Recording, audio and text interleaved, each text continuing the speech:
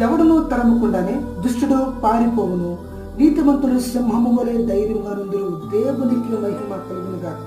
హల్లెలూయా.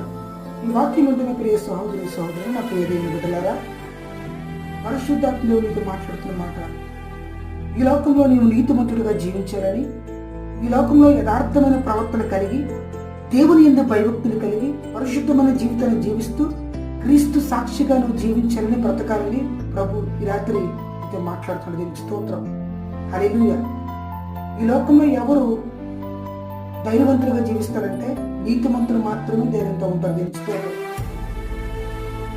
పాపము చేయవారు బహుగా భయపడుదురు వాక్యం చేతగా మాట్లాడుతుంది. దేవునికి మహిమ కలుగునుగా.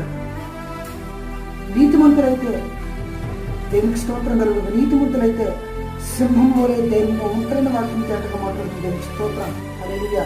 నీతిమంతులకు వచ్చే ఆపదలు